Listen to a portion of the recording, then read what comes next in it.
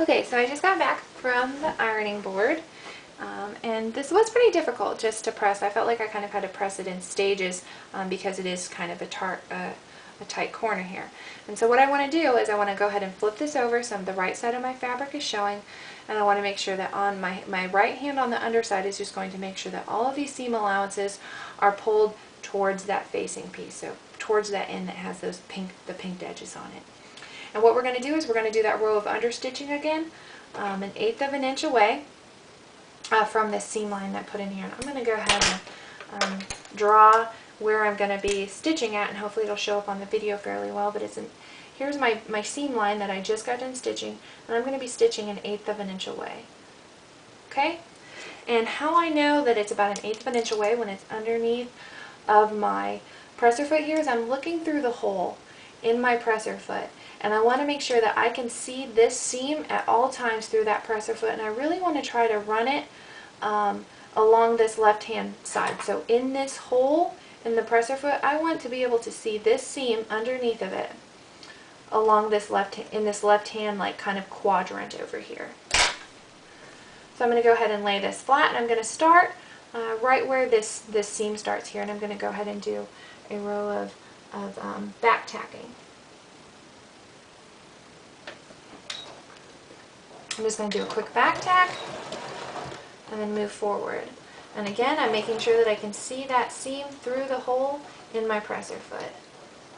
I want to make sure that everything is laying flat, and so every so often I'm going to stop. I'm going to leave my needle down, I'm going to reach underneath, raise up my presser foot, and make sure that these seam allowances are all pushed towards the facing piece here.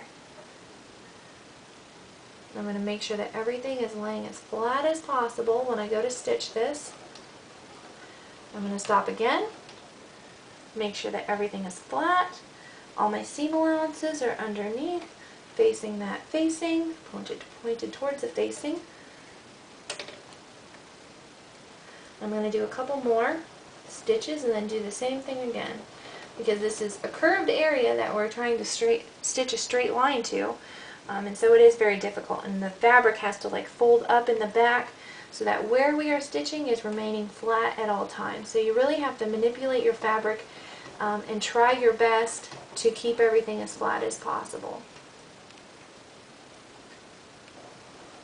And again, I'm looking through that hole, going very slow, just making sure that I can see that seam the whole way around.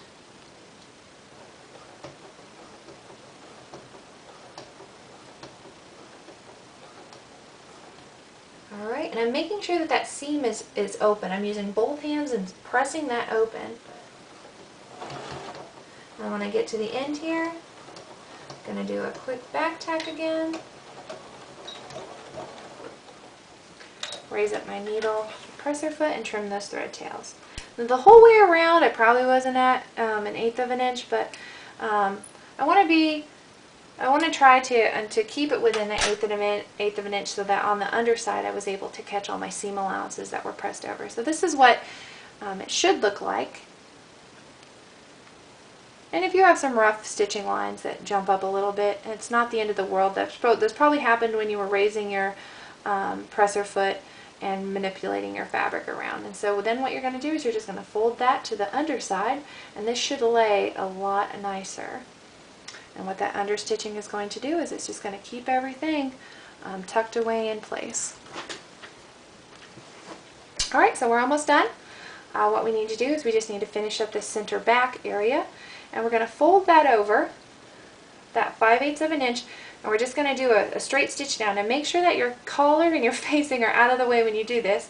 You just want to fold that over on your 5/8 inch markings, and then just do a quick stitch straight down this line. So I'm going to run that raw edge of my, actually I might run it along my 3/8 inch markings. I'm going to run my folded edge along my 3/8 inch, and I'm just going to do a quick back tack at the top.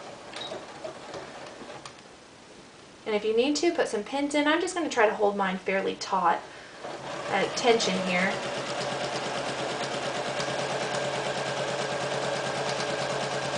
And when I get to the end, do a quick back tack again. Raise up that needle and presser foot and trim those thread tails, and come back and trim these here. Oh, it looks like I caught one catch in my collar, which is no good. But luckily it wasn't like back stitched in there, so accidents happen and sometimes we have to take out things. That's just kind of the process of learning. Alright, then what we need to do is we need to turn this facing over. So we're going to roll that to the inside, fold that down. So what I did was I flipped that fabric over so that the wrong sides are all facing me, and I'm going to roll this in. I'm just going to turn it in, then I'm going to press it down. And I want to make sure that I'm turning it along the path where the collar wants to roll naturally. And again, when you figure out how much you need to fold this under, it really depends on how flat this facing is, because what we're doing here is we'd be actually like, there'd be a zipper or some other type of opening in the back that we need to access in this little space. So that's how we would need to stitch things down. So while that's there, I'm going to go ahead and put a pin on the underside just to hold that in place. And I want to make sure that my collar is out of the way. So go ahead and flip that collar up. And then what I'm going to do is, because I already have this stitch line on the front, I'm going to go ahead and come back in from the bottom, and I'm just going to go over, just go right over that that row of stitching that I already have in place. So I'm just going to overlap that stitching. I'm not going to do any back tacking. I'm just going to go right over it as close as I can.